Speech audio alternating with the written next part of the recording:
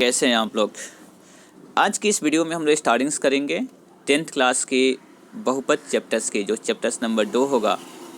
इस चैप्टर के जितने भी इम्पोर्टेंट जो फार्मूला हैं इसके बारे में हम लोग डिस्कस करेंगे दोस्त। एक बार आप इस वीडियो को केवल आप सुन लेंगे, एक बार देख लीजिए, जितना चीज़ आप पढ़े हैं सबका एक एज समझिए कि एक रिविजन्स बहुत ज़रूरी है, क्योंकि सारे ऑब्जेक्टिव क्वेश्चंस इसी फार्मूला चार्ट्स के थ्रू से बनेंगे दोस्त।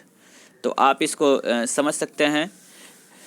तो चलिए दोस्त, हम लोग स्टार्टिंग्स करते हैं। आप लोग जुड़े रहिए आर के mathematics classes Bettiah Rinku sir के साथ। जो भी आपके पास क्यूरीज हैं, जो भी आपके पास डाउट हैं, तो आप इस नंबर पे सेंड कर सकते हैं, जो मेरी आपके पर्सनली व्हाट्सअप नंबर है, जो आपके एज पॉसिबल एज सोन्स आपको बिल्कुल से रिप्लाई ज़रूर मिलेगी, जिसके नंबर है दोस्त 91 22 63 12 88 9122 63 1288। तो दोस्त चलिए हम लोग इस वीडियो में स्टार्टिंग्स करेंगे सर पोलिनोमियल चैप्टर्स के बारे में, जिसको बहुपद बोलते हैं सर। द्विघात बहुपद जो है ax² plus bx plus c के शून्य के अगर मान लेते हैं अल्फ़ा एंड बीटा हो, तो अल्फ़ा प्लस बीटा का जो वैल्यू होता है -b/a होता है, और अल्फ़ा इंटू बीटा कितना होता है c/a होता है। तो ये अल्फ़ा प्लस बीटा और अल्फ़ा इंटू बीटा बाबू दोनों फार्मूला बहुत इंपॉर्टेंट है। इस फार्मूला को बिल्कुल आप याद कर रखेंगे, -b/a और c/a। त्रिघात बहुपद अगर ax³ plus bx² plus cx plus d के शून्य का अल्फ़ा बीटा गामा हो, तो इसके फार्मूला क्या हो जाएंगे सर? तो इसकी फार्मूला हो जाएगी alpha plus beta plus gamma बराबर होते हैं -b/a। Alpha beta beta gamma plus gamma alpha का जो वैल्यू होता है वह दोस्तों होता है c/a होता है, और alpha into beta into gamma का वैल्यू कितना होता है -d/a। तो दोस्त आप इसको याद कैसे करेंगे? एक बार याद करेंगे -b/a, उसके बाद c/a और उसके बाद -d/a। बाबू एक माइनस प्लस माइनस, और आप b से स्टार्टिंग करेंगे। a जो होगा हमेशा क्या होगा? नीचे होगा, अर्थात x³ का कोफिशिएंट जो भी होगा दोस्त वो नीचे होगा दोस्त। तो आप इसको याद कैसे करेंगे? -b/a, फिर c/a, फिर -d/a। समझ रहे हैं बातों को ना? तो ये त्रिघात बहुपद के लिए डायरेक्टली फार्मूला आपके एग्जाम में सर पूछी जाती है। चलिए इसके मेन पॉइंट्स क्या होते हैं, इस इम्पोर्टेंट पॉइंट्स के बारे में हम लोग चर्चा करेंगे दोस्त। कि वैसे बहुपद है जिसकी घात 1 हो, घात 1 के बहुपद को क्या बोलते हैं? रैखिक बहुपद। एग्जाम में क्वेश्चंस रहेगा कि रैखिक बहुपद के घात कितना होता है, रैखिक बहुपद की घात कितनी होती है? तो घात का मतलब होता है सर पावर, और x का मैक्सिमम पावर क्या होना चाहिए सर? 1 होना चाहिए। तो उसको बोलते हैं लीनियर पोलिनोमियल, इसको बोलते हैं इंग्लिश में लीनियर पोलिनोमियल। क्या होते हैं? तो वैसे बहुपद that polynomials having only 1 degree, या इसको घात बोलिए तो उसको सर बोलते हैं रैखिक बहुपद बोलते हैं। वैसे पोलिनोमियल जिसके घात 2 हो, वैसे पोलिनोमियल जिसके वैसे बहुपद जिसके डिग्री 2 हो, मैक्सिमम डिग्री 2 हो, उसको बोलते हैं द्विघात बहुपद बोलते हैं, जिसको क्वाड्रेटिक पोलिनोमियल बोलते हैं दोस्त। और वैसे बहुपद जिसकी घात की संख्या 3 हो उसको त्रिघात बहुपद बोलते हैं। तो आप एग्जाम्पल जो देख सकते हैं सर, एग्जाम्पल आपके पास ax² plus bx plus c जो लिखा हुआ है ये द्विघात बहुपद का एग्जाम्पल है।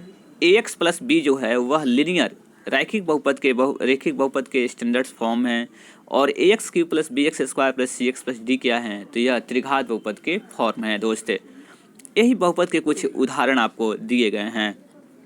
तो पहला द्विघात, दूसरा का जो एग्जाम्पल लिखा हुआ है रैखिक बहुपद का है, और तीसरा का त्रिघात बहुपद का। उसके बाद आते हैं दोस्त, देखिए कि यह 1 बटा अगर x - 1 यदि बटा में हो जाए, या सर x रूट में हो जाए, या x का पावर बटा में हो, जैसे x का पावर 3/4 अगर बटा में हो, या x का पावर डेसिमल में दिया गया 0.2, तो ये जितने भी रहेंगे सर वो बहुपद नहीं होते हैं। अर्थात 1/x² प्लस 2x प्लस 3 अगर बटा में भी अगर आता है तो सब बहुपद नहीं कहलाते हैं दोस्त। एग्जाम में रहेगा कि इसमें किस दिए गए एग्जाम्पल में से कौन सा बहुपद नहीं है, तो आपको पहचान करना होता है दोस्त, ठीक है ना? चलिए दोस्त आगे बढ़ते हैं हम लोग। उसके बाद बहुपद के लिए आवश्यक है कि x का घात ऋणात्मक या भिन्न न होना चाहिए। देखिए वो बात आ चुकी है ना कि अगर x का पावर नेगेटिव नंबर्स आते हैं या बटा के रूप में आते हैं तो वो भिन्न नहीं होते हैं दोस्त। उसके बाद आते हैं रैखिक बहुपद में केवल एक ही शून्यक होता है, और उस बिंदु का x निर्देशांक होता है। तो देखिए रैखिक बहुपद का जो बाबू सॉल्यूशंस कहा जाए या शून्य कहा जाए, तो रैखिक बहुपद के शून्यकों की संख्या 1 होती है, द्विघात बहुपद की 2 होती है, त्रिघात बहुपद की 3 होती है। इसको बोल सकते हैं the numbers of zeros equal to the numbers of degree. जितनी घात रहेगी उतनी शून्यक होते हैं दोस्त, बहुत इंपॉर्टेंट चीज़ है दोस्त। उसके बाद आते हैं एक टॉपिक से बाबू रैखिक बहुपद ax प्लस बी का शून्यक कैसे निकालेंगे। तो x बराबर बाबू शून्यक निकालने के लिए क्या करते हैं, तो ax प्लस बी बराबर 0 सेट कर दीजिएगा हमेशा और x का मान निकालिएगा। तो x का मान जो निकलेगा माइनस बी बाई ए हो जाएगा, जहाँ माइनस अचर पद बटा x का क्या होता है, गुणांक होता है। ठीक है ना। चलिए दोस्त आगे चलते हैं।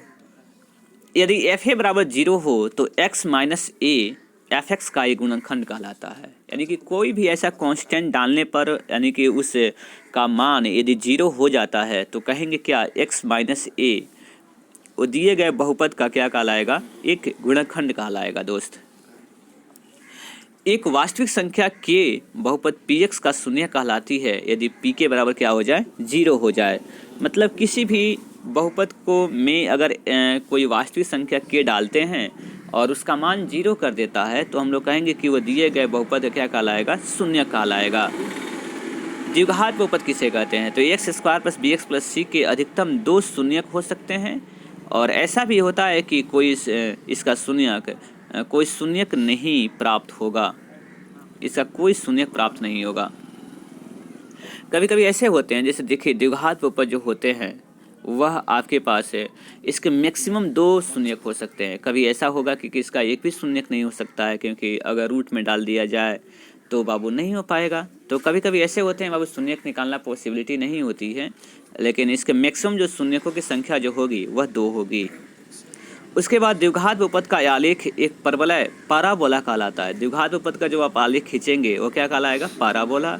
यह एक्स अक्ष को 2 बिंदुओं पर प्रतिच्छेद करता है, अतः इसका शून्यक 2 होंगे।